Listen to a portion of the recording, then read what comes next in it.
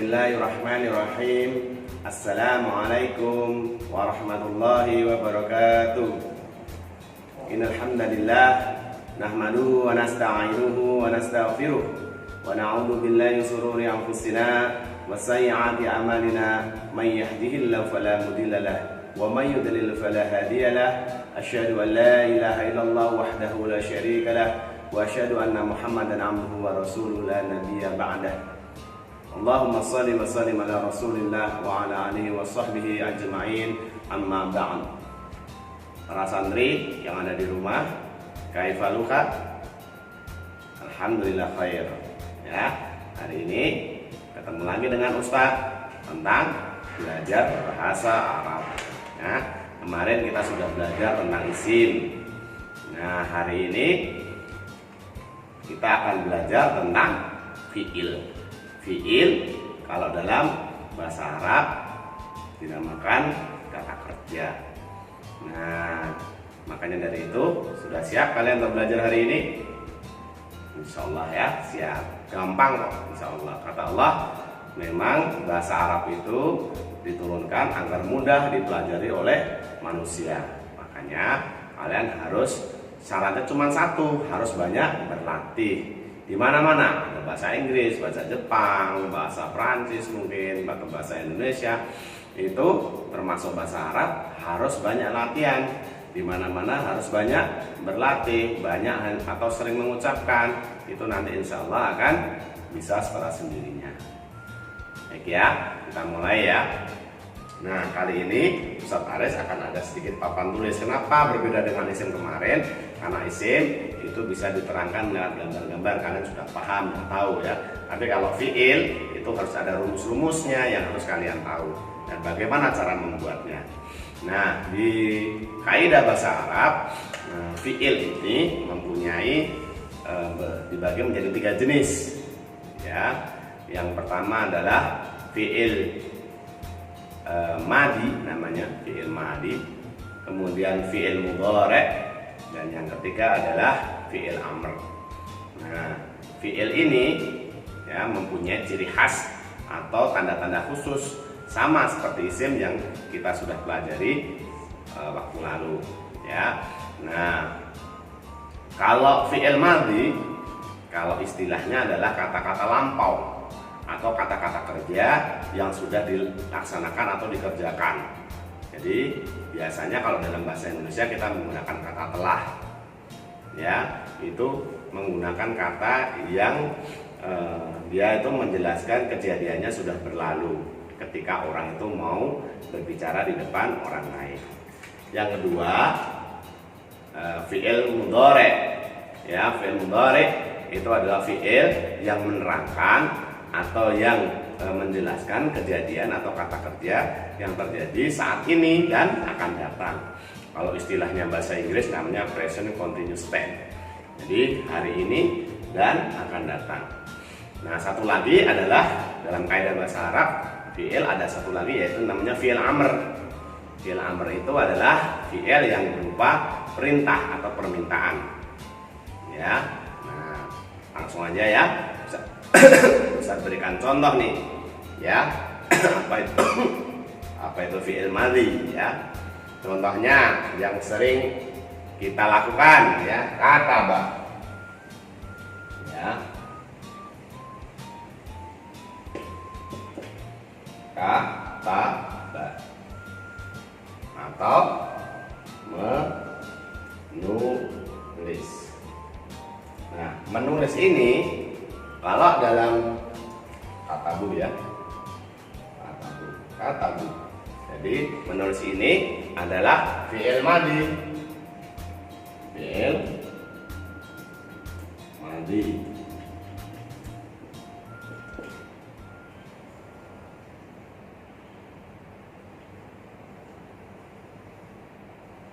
Ya. Fi'il madhi artinya itu menerangkan kata lampau. Nah, kalau menerangkan kata lampau berarti kalau di dalam pengucapan bahasa Indonesia itu harus diberikan tambahan telah. Sini ya. Telah. Ini perhatikan. telah. Jadi kalau ada kata-kata ya, katanya terdiri dari 3 huruf atau 4 huruf ya, yang dia itu merupakan kata dasar, itu dikatakan fi'il madi. Fi'il yang menggunakan kata atau menerangkan kata lampau. Contoh, katabu Muhammadun ya, katabu Muhammadun ya. Nah, yang perlu kalian ketahui, kalimat dalam bahasa Arab ada 2, yaitu jumlah ismiyah dan jumlah fi'liyah. Nah, biasanya ya kalau menggunakan kata depannya, yang di depan sendiri, ini yang di depan ya, katabu Muhammadun ya, ini yang pertama, ini yang kedua. Yang pertama, apabila dia menggunakan kata kerja, maka dinamakan fi'liyah, kalimat fi'liyah. Sedangkan kalau nanti menggunakan kata benda di atasnya atau di depannya, yang pertama itu namanya ismiyah. Ya, itu ya. Ya, kemarin kita sudah belajar tentang ismiyah. Contoh hada, kemarin apa? Tentang faslun ya. Hada faslun ya. Itu berarti kalimat ismiyah. Kalimat yang depannya adalah kata benda. Hada kan kata tunjuk, merupakan kata benda. Nah, sedangkan yang di depannya adalah kata fi'il ya, berarti namanya fi'il atau kalimat fi'liyah. Fi'liyah ya.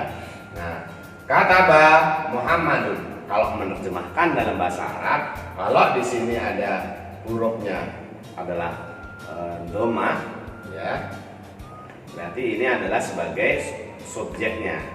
Berarti ini yang dibaca dulu ya. Kalau ini nanti berupa fathah, berarti ini objeknya. Kalau ini doma ya, Muhammadun ya, berarti dia adalah subjeknya, orang yang melakukannya. Berarti diterjemahkan adalah dari sini dulu ya, Muhammadun, Muhammad.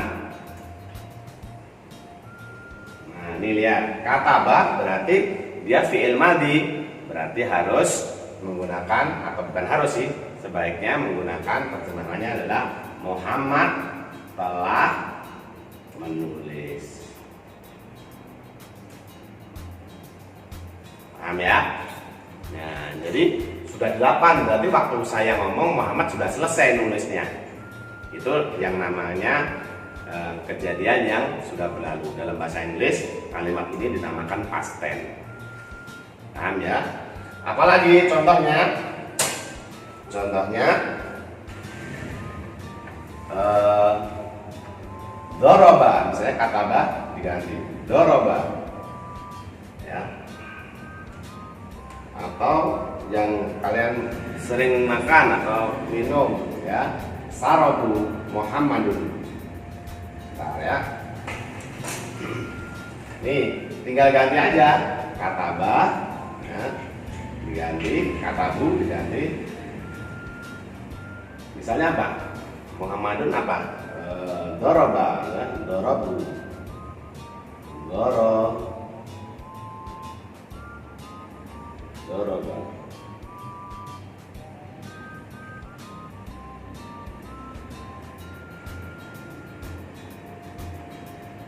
Doroba. Ya. Doroba Muhammad ya. Nah, mukul. Nah, jadi kalau doroba Muhammadun artinya Muhammad telah memukul. Memukul. Ya. Ya, ini bisa diganti. Muhammad bisa diganti Ali, bisa diganti Zaid ya, seperti itu.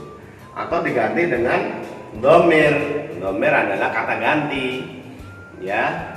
Misalnya domir anta ya, ganti doroba anta ya, seperti itu ya. Nah, itu tentang fi'il madhi. Jadi kejadian yang sudah lampau. Kalau misalnya kalian mau mengatakan Zaid telah datang, ja'a Zaidun, ya ini diganti ja'a Zaidun, ya, berarti atau ya ja'a Zaidun. Nah, di sini artinya yang kedua diterjemahkan berarti Zaid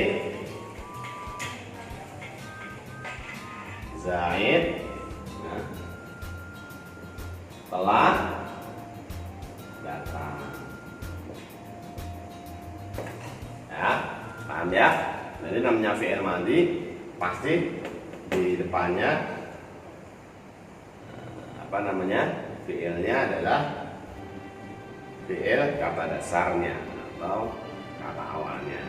Nah, itu jadi dia kalau ada kata dasar atau fi'il atau kata kerja yang awal itu berarti dia menggunakan kata telah, ya. Contoh lagi, ya, membuka pintu misalnya. Dia telah Ali ya. Ali telah membuka pintu. Ya, contoh ya, Ali telah membuka pintu. Nanti alinya ditempatkan di belakang karena dia adalah fi'il jumlah fi'liyah. Jadi kalau membuka apa nak bahasa Arabnya? Ya, fataha. Ya, jadi fataha nanti disambung dengan Ali. Ya, Ali telah membuka berarti fataha Aliyun. Ya, seperti itu. Nah, itu penjelasan tentang fi'il madhi. Nah, fi'il sekarang adalah fi'il mudhari'. Fi'il mudhari' adalah fi'il yang menjelaskan atau menerangkan tentang kejadian sekarang atau saat kamu ngomong, ya, itu kejadiannya masih berlangsung atau kejadian yang akan datang.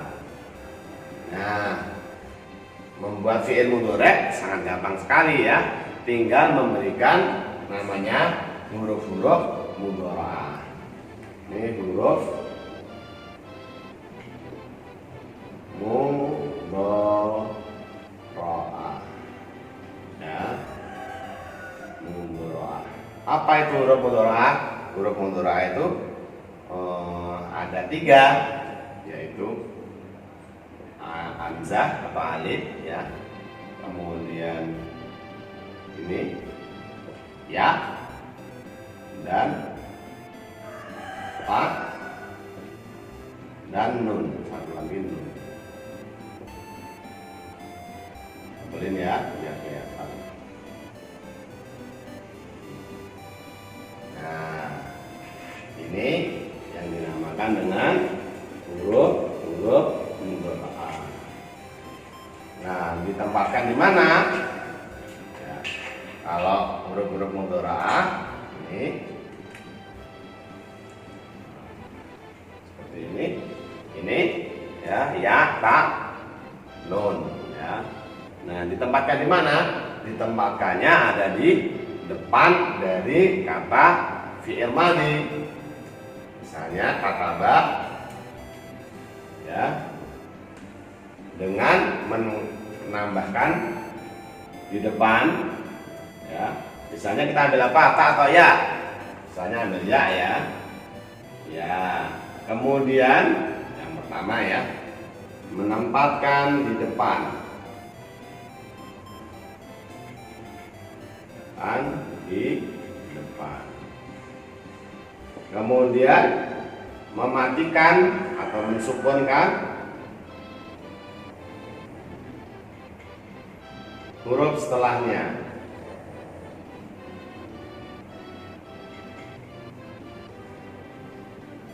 Ini kita gampangnya seperti itu, ya.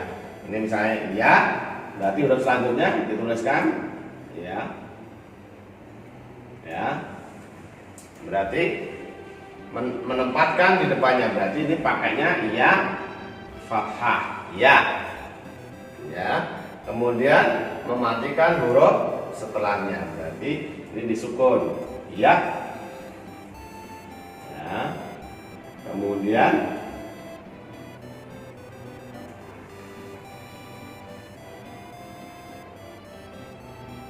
kemudian mendomahkan ya ain fi'il, ain fi'ilnya di sini ain ini ada fa, ini kata ba itu terdiri dari 3 huruf, dari ada fa fi'il, ain fi'il dan lam fi'il. Ya. Nah, ini menjadi yaktubu. Ya. Ya. Jadi kalau misalnya menggunakan tak, gimana tak? Ya sudah, tinggal menggunakan tak, diganti aja di depannya taktubu. Maknanya akan berbeda. Ya. Kalau menggunakan fi'il, menggunakan hamzah, ya sudah, ini diganti taknya, kemudian dimasukkan alifnya. Aktubu. Kalau menggunakan nun, nah, tinggal diganti nun, di depannya ini diganti nun. Ya. Naktubu. Ya. Coba dilihat, paham enggak? Nah, Ustadz punya rumus lagi, ya. Yang pertama, kalau dia menggunakan ya, berarti menunjukkan dia, atau menerjemahkannya itu pakai dia atau mereka, ya, dia atau mereka. Sedangkan menggunakan tak berarti menunjukkan dia, menunjukkan kamu, atau ada satu lagi dia tapi perempuan, atau dia satu tapi perempuan.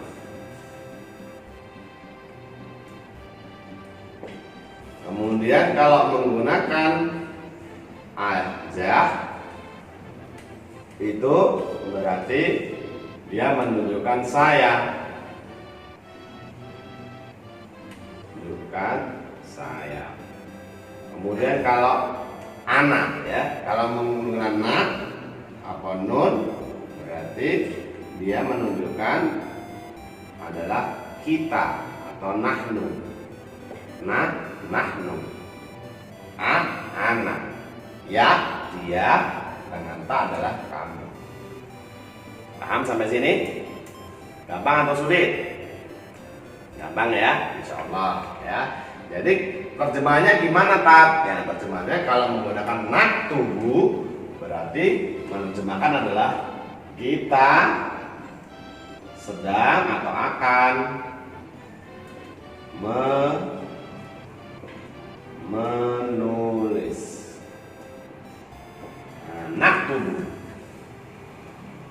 Paham? Ya. Naktubu, nak itu nahnunya, kita, ya. Katabanya adalah menulis, tapi menggunakan naktubu berarti kami sedang atau akan menulis. Sedangkan kalau nanti diganti nunnya ini dengan tak, maka misalnya taktubu berarti taknya adalah anta, berarti kamu sedang menulis, bukan telah lagi ya. Telah kalau tidak ada ininya, kataba jadi telah. Tapi kalau sudah menggunakan huruf mudharaah, ya, taktubu berarti kamu sedang atau akan menulis.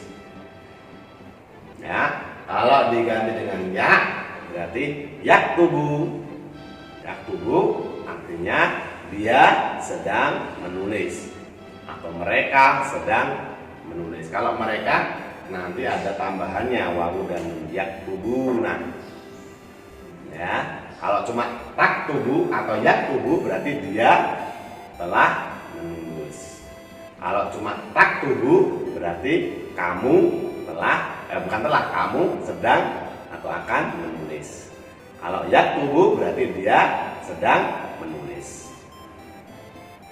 Paham? Masih bingung? Oh ya, kita ganti kata banyak. Misalnya kita ganti apa ya?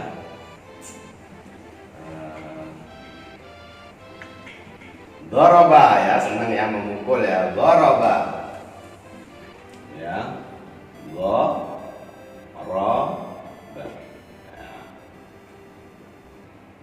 Doroba artinya memukul. Kalau ditambah na di depannya nahnu, ya, nahnu menjadi nadribu. Nadribu. Ya. Atau fataha, ya. Kalau diganti tambahin huruf mudharaahnya ya misalnya jadi yaftahu. Ya. Fathahnya ya sama dengan kata ba. Nanti kalian menanyakan ini bagaimana kalau jadi kasroh dan sebagainya, itu ada pembahasan lagi nanti setelahnya. Contoh ya, fataha membuka. Ya, kalau saya membuka berarti naftahu. Naftahu. Ya. Kalau kamu membuka berarti taftahu. Kalau dia membuka yaftahu. Ya, paham ya? Kalau saya membuka aftahu. Ya, tinggal diganti karena kita mau apa? Naftahu, taftahu, yaftahu, aftahu, terserah. Ya. Berarti ada kamu, dia, ya, satu orang, ya. Kemudian apa namanya? Saya, aftahu, nahnu, kita, nahnu, berarti naftahu, kita membuka. Paham sampai sini? Paham ya? Gampang sekali. Karena apa? Karena tinggal menambahkan na, ya, ta dan ain atau apa ain apa alif atau hamzah di depannya. Paham ya? Insyaallah. Nah, kemudian kalau membuat fi'il amar, ya, yang ketiga, kemarin tadi kita sudah belajar tentang fi'il madhi, kemudian fi'il mudhari, dan yang terakhir adalah fi'il amar. Fi'il amar adalah suatu perintah, ya, atau permintaan, ya, kepada orang yang diajak ngomong. Ya, bagaimana? Sudah selesai ya, ini menulisnya ya. Nah, fi'il amar adalah fi'il yang dibuat dari fi'il madhi dengan malah menghilangkan mudharaahnya. Ya, dan menambahkan hamzah di depannya. Contoh, jadi saya tulis dulu ya rumusnya. Jadi menghilangkan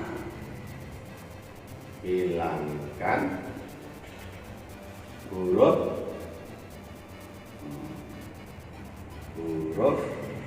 mudharaah pada fi'il mudhari dan diganti dengan hamzah atau alif ya.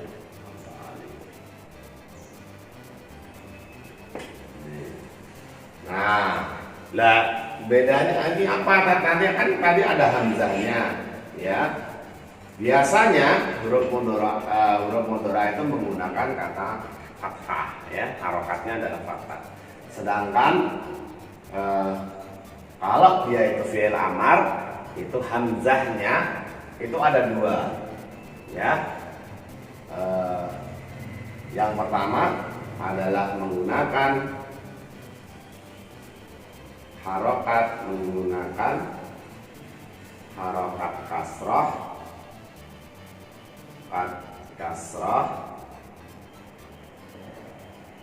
ya, atau menggunakan harokat dhammah.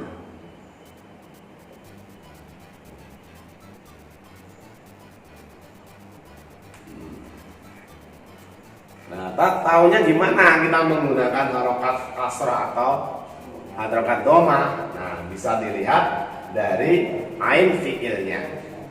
Jika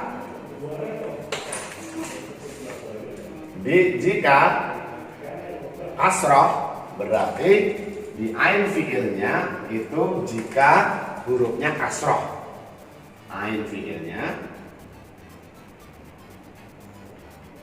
atau huruf tengahnya, sudahlah. Kalau kalian lupa ini fa fiil, ini ain fiil, ini lam fiil, huruf tengahnya itu menggunakan kasroh. Ya, huruf tengahnya lah ya, biar kalian nggak lupa. Huruf tengahnya kasroh. Kalau menggunakan huruf tengahnya kasroh, ya, kasroh, ya, berarti dia menggunakan kasroh. Contoh, ya, saya berikan di sini, yatribu, ya, yatribu, dari doroba yatribu, ya, yang sudah belajar fa'ala yaf'ilu, ya, dari yatribu, yatribu. Jadi bukan udrub atau adrub, salah, tapi idrib. Oh iya, Ustaz lupa ya. Terus yang keempat adalah mematikan huruf lam fiilnya. Nah, ditulis aja ya, Ustaz ya. Kalian nggak jelas. Lam fiil, lam atau huruf terakhirnya.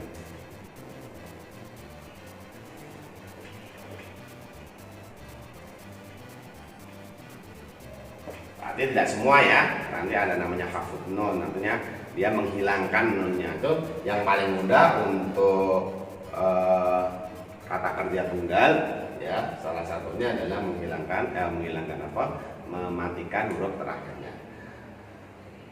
Nah, yatribu berarti ini dihilangkan, ya, huruf mudhoro'ahnya, ya, diganti hamzah. Kemudian, ya, ini belum diharokati, nah, ya, kita lihat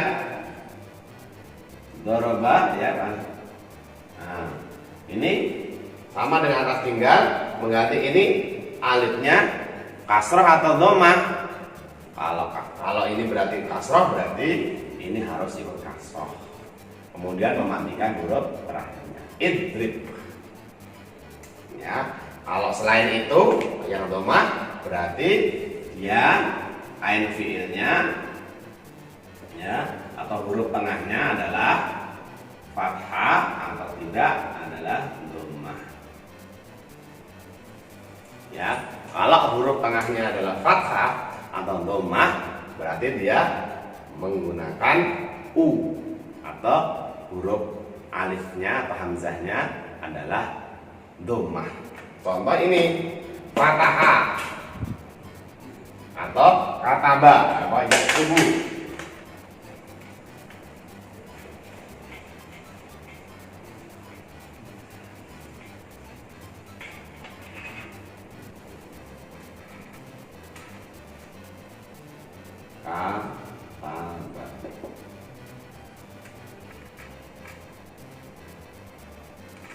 Maaf ya. Jadi kemudian ya, ini kebalik ya, Ustaz. Kalau ini yang kasroh atau fathah ya, ini ada kasroh sama. Kalau yang belakangnya cuman u atau tengahnya huruf u, berarti menggunakan tengahnya huruf wawu, huruf harokat dhammah, berarti dia alifnya menggunakan dhammah. Jadi cuma satu, kalau tengahnya dhammah berarti dhammah. Berarti kalau ini yaktubu,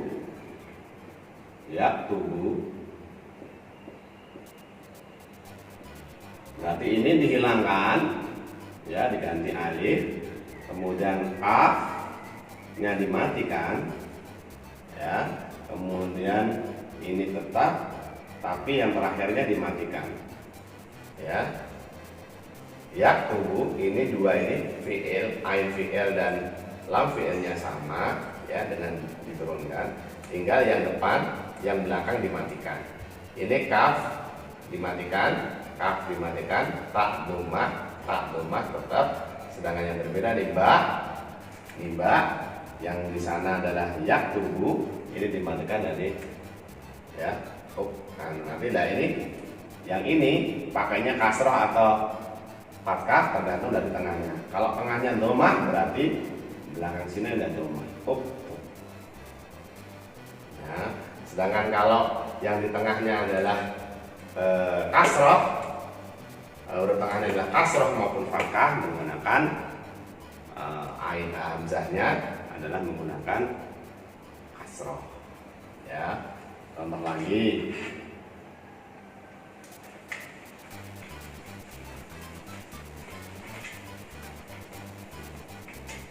Dahaba pergi.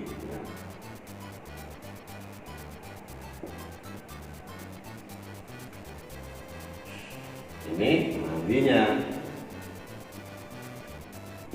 Kemudian mudhari'nya dilihat hibu.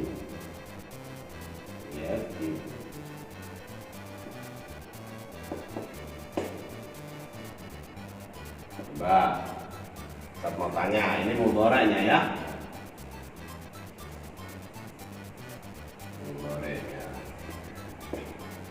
Nah, coba pakainya adhibu, adhib, idhid atau udhid. Ya, karena ini kasroh. Ya, kalau dia kasroh berarti dia menggunakan bukan yadhibu, yadhabu, maaf, yadhabu. Ya, yadhabu berarti karena ini harus sama ya. Yadhaba, yadhibu. Ya, berarti kalau ini fathah, nah, menggunakan kasroh atau domah atau fathah, adhabu, yadhabu atau idhabu. Ya, benar ya, karena ini fathah berarti menggunakan kasroh. Berarti ini jadi idhab. Dimatikan. Ini ha. Idhab. Ini ya. Nah, kenapa menggunakan kasroh? Karena ini adalah fathah. Ya, kalau nanti ini domah baru menggunakan domah. Ya, contohnya begitu. Ya, apa lagi ya?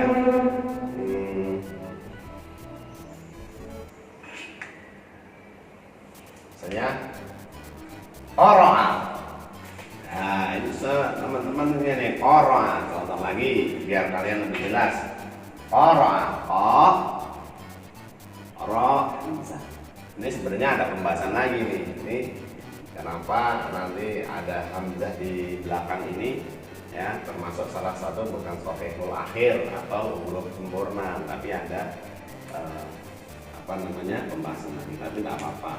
Ya, qara'a, ya, membaca. Nah, kalau dikatakan dia sedang membaca, tinggal ditambahi dia pakai ya. Nah, kan gampang loh. Terus ditambahi, terus ya dimatikan nah, inilah ya qara'u. Nah, tinggal tambah ya, terus dimatikan huruf keduanya seperti tadi, aturan dari fi'il mudhari', kemudian huruf ain fi'ilnya biasa, kemudian domahkan ya qara'u. Nah, lihat ini hurufnya apa? Huruf tengahnya qara'a, huruf tengahnya apa? Ya, fathah. Ingat fathah, kalau huruf tengahnya berarti huruf ini diganti hamzah. Kalau tengahnya fathah apa tadi? Ya, betul. Pakai kasroh. Yang domah itu cuma yang kalau tengahnya domah. Itu aja ya. Nah, jadi iqra. Pernah dengar ya? Iqra bismi rabbikal ladzi khalaq. Ya. Itu ya caranya gampang ya. Ya. Jadi ada huruf cara membuat fi'il amar, ya. Fi'il amar,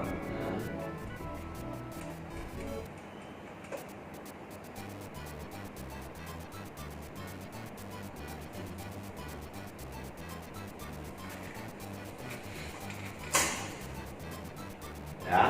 Nah, sekarang kalian sudah mengerti cara membuat fi'il amar. Fi'il amar itu apa? Perintah. Berarti kalau membacanya iqra, berarti bacalah. Ya, tadi yaktubu, ada u-nya tengahnya, tubu, tu. Nah, berarti tinggal ganti uktub. Kenapa nggak aktub? Nah, kalau aktub berarti nanti saya sedang membaca, karena berasal dari anak kataba, anak kataba dijadikan satu aktub, berarti saya membaca. Kalau kata perintah berarti cuma ada dua, ya, huruf dhammah atau harokat dhammah dengan harokat kasrah. Kalau dhammah huruf tengahnya berarti dia nanti menggunakan hamzahnya adalah dhammah. Kalau huruf tengahnya kasroh dan fathah, maka menggunakan hamzahnya adalah kasroh, ya. Contoh tadi fataha berarti yaftahu, ya.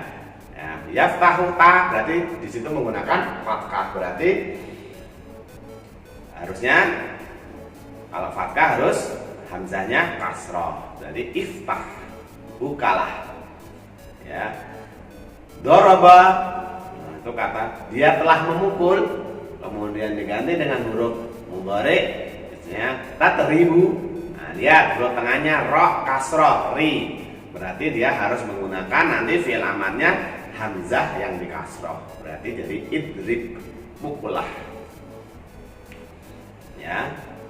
Apalagi apa ya? Misalnya nasaro.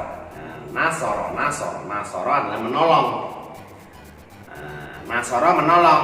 Misalnya nun syatra, ya.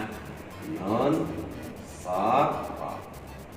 Nasoro. Naknya bukan kita loh, ya. Ini sudah nasoro, ini adalah kata dasarnya, ya, menolong. Nah, kalau dikatakan nasoro, ya, Muhammadun, ya, berarti Muhammad atau telah menolong, ya.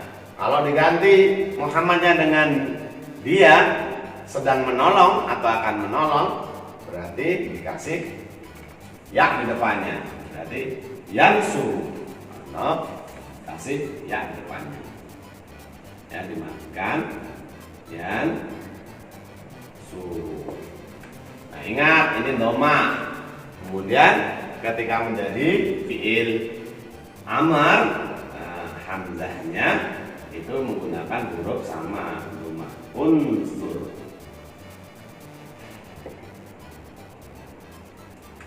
Tolonglah, ya.